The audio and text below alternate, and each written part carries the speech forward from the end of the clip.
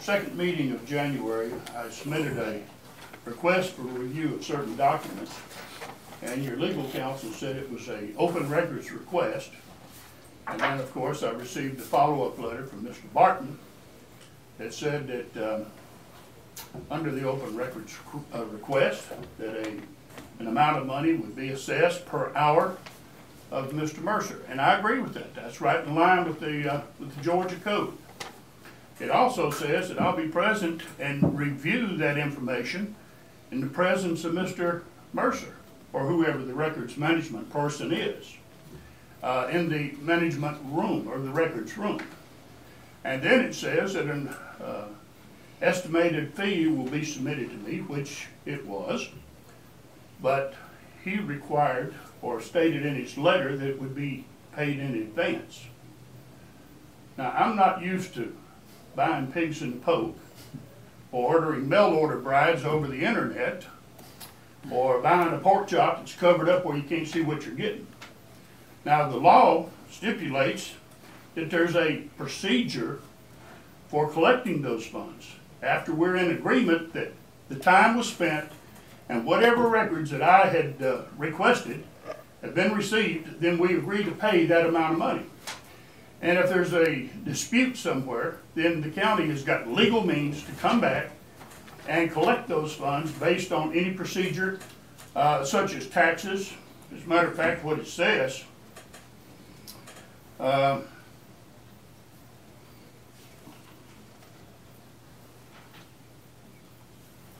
is that a county or department agency or bureau or commission is authorized to collect such charges in a manner authorized by law for the collection of taxes, fees, assessments owed to the county.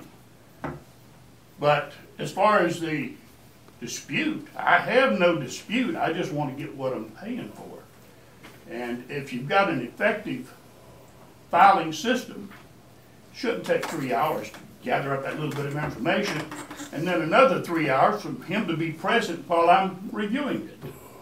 I'm just asking to be treated fairly. And I will pay you every penny that is truly assessed.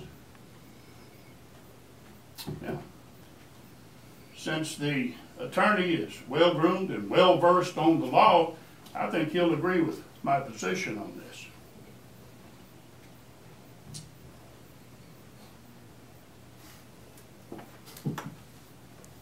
You that right or wrong? Well, Charlie. I don't disagree with anything you said. I've never really dealt with a dispute over whether you pay in advance or pay when it's produced, but it should come to the same thing. I don't know. You're saying you get an estimate and then you want to wait and see how many actual hours it took to produce the documents and so or how many documents I may want copies of. Well, yeah, that would be an easy thing. I guess the ambiguous part is how much time is reasonable to take to produce those records. But I don't see anything wrong with that as long as when the completion of work is done, you're willing to pay for it. Sure. Got no problem with that. And the law also says not to exceed 25%. 25 cents. Or 25 cents. And that's the maximum amount. And I would agree to pay that, even though it only costs you about 4.5 cents a copy. You got to make a profit somewhere. So anyway, there's where we stand. I sure would like to hear a decision on this. Mr. Adderley, the request is understood under the Open Records Act. Yeah. The assessment of cost of producing those documents is based on what our administrator assessed would take time, and it's reasonable. I understand all that. It's reasonable, and I think on the advice of the attorney that we can continue and produce it, and at the same time, I think it's reasonable to understand the production of those records would not entail you being there standing over them until they're produced, and then you can come and review and take with you what you pay for. So in that context, my recommendation to the board is that the administrator proceed on with producing those documents and having them laid here before you on the desk, and those things that you pay for, you take with you, you review anything that you might want to review. At the same time, at that time, that you remit those charges that would be used at cost to produce them. So with that, that position, I think that's reasonable. Is that right, Mr. Attorney? You think so? Okay, with that position then, you're expecting me to pay him the time to pull the files, and then pay him for the time by law he's got to be there while I'm reviewing the files. Sir, you won't review any file that you cannot have and take out of this office without the presence of somebody being around. That's what I'm talking about. But you're double billing, you're double dipping. I don't understand that to be the case, sir. And Mr. Attorney, you might add a little. Well, I'm not sure about the charges for sitting there and being present after the documents are produced. I'd have to check and see whether that's a reasonable charge or not. I don't But know. that was not assessed. In the letter, it was not assessed. Yeah, that's not just part of it. But then you're not complying with the law. Simple, clean, cut, and dried.